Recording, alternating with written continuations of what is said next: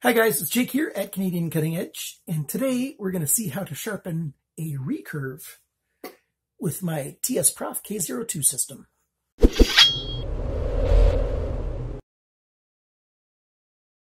This is the type of stone that I'm using, and you can get this stone from TSPROF. If you live in the United States, you can get it faster and cheaper directly from the manufacturer, and I'll give you a link for that. I soak them in water first, and what I've done with mine, glued them onto a piece of aluminum, and you can get these aluminum blanks from TSPROF. I just cut it in half lengthwise so I could glue on these narrow stones. I also have the narrow stone holder, which you can get from TSPROF. I think it's $40, not much. Good buy for that. Put my rag over there. And you just pull back on here with compressing the spring. Hopefully you can see that. Put it on there, center it up, and that's set up and ready. Now let me show you something really cool. And I do this a fair bit. If you've got a knife like this one, where the thumb stud was out front a fair bit, when you're trying to sharpen it, if the thumb studs are too far ahead and too high and you're trying to come down on it, you're going to rub your sharpening stone right on the thumb stud. So I take it off. Now you can also imagine that maybe this is a full flat grind knife and I can't attach it over here to the clamping system. So I take it right out of the knife, not that hard once you get used to it especially, and I can clamp it on right here. So I can put it on like that.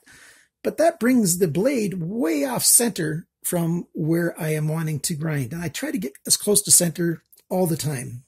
And so one of the really cool things with this system is you can use these guys that you get two of with the system. That's standard. This big clamp, that's an alternate.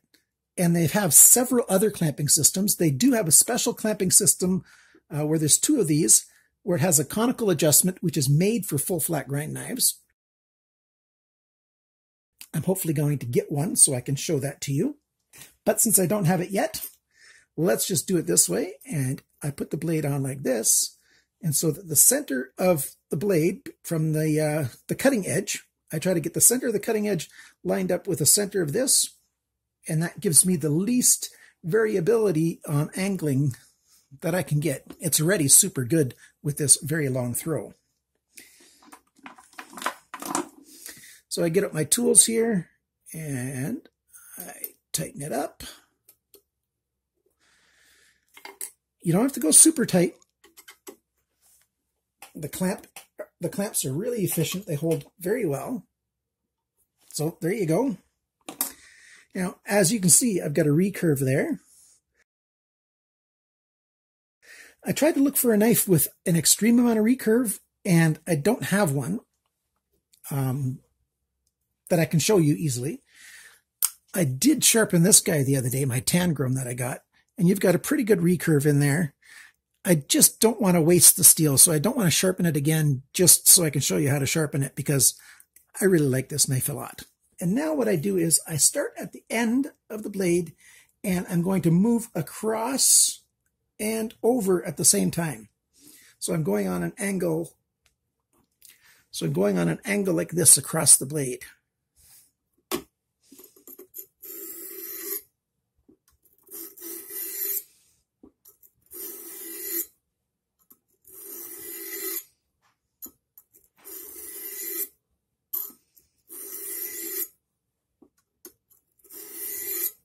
You can go backwards as well.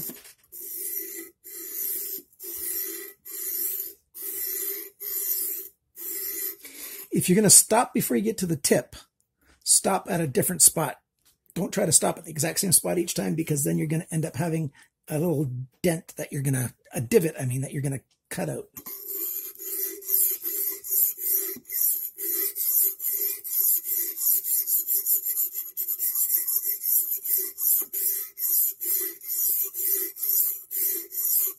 Very little downward pressure.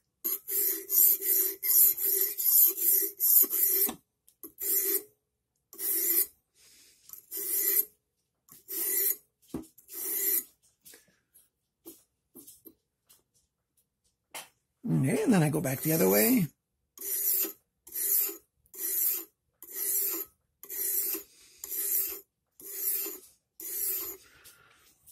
So when it's going through the recurve section here, it's actually only touching on either side of the stone. And that's why you want to go nice and easy, very little pressure, and it's going to very gently round off the edge of the stone as well. That's normal. That's just what you have to expect with a recurve. But you go nice and slowly, and that's how you sharpen a recurve. Your first stone is always the most critical to get just right. And I see so far that I'm down to on the tip of the end, well, on the end here, the tip by the ricasso, by the plunge line here, it's grinding all the way across from the top of the grind to the tip of the edge. Same thing where the belly starts, just right here, it hasn't been grinding at the edge yet.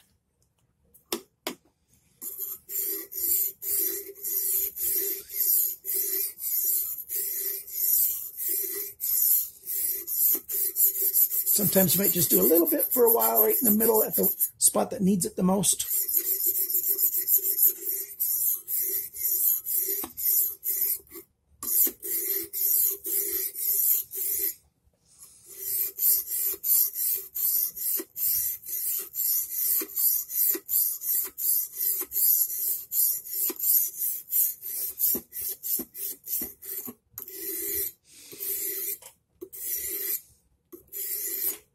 If you just go straight up and down on the recurve, you're going to start digging in with those edges and you're going to cut down.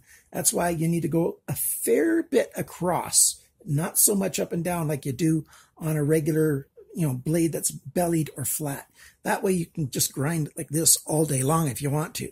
But on a recurve, you really need to be going sideways, back and forth at least a 45-degree angle, if not more. But that's the closest to 90 that you should be going, at a 45-degree angle across this edge. That's the way I do it anyways, and I have success.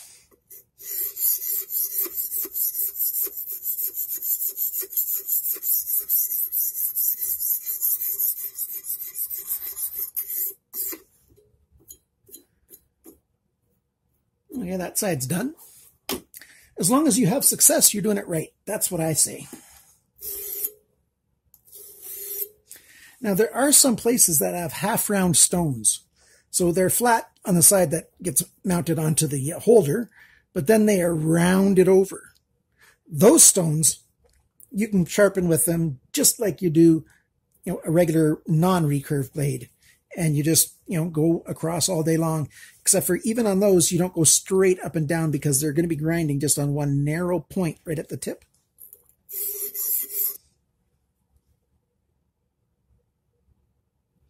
Sometimes I turn it like this so the light hits it different ways so I can see exactly what it's doing.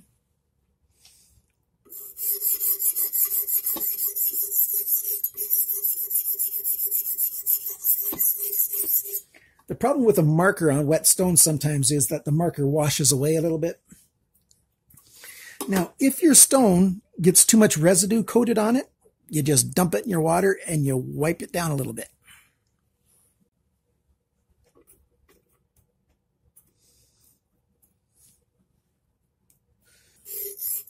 Keeping your stone clean and free of residue helps it to cut better.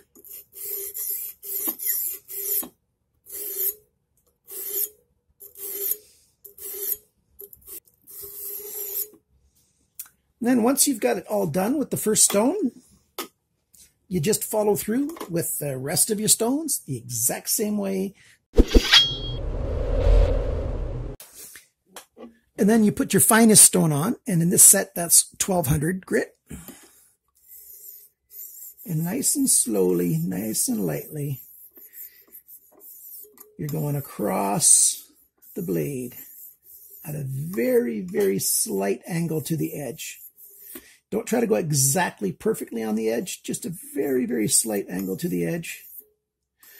Either way, either up a little bit in a way or up a little bit in a way to the other side. All the way across. Stopping in between causes little highlights to be created.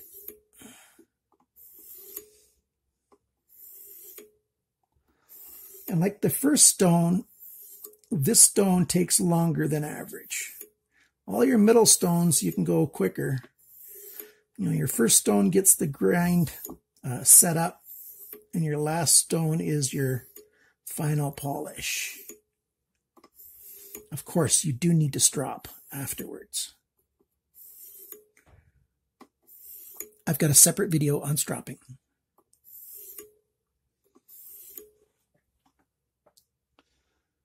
Oh, it's starting to look pretty good.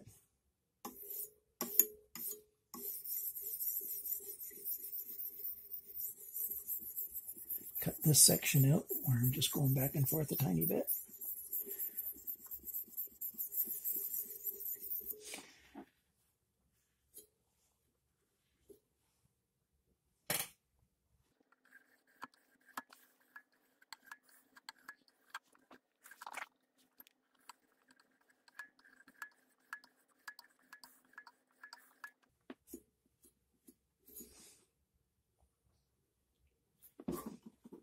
And do the same thing to the other side.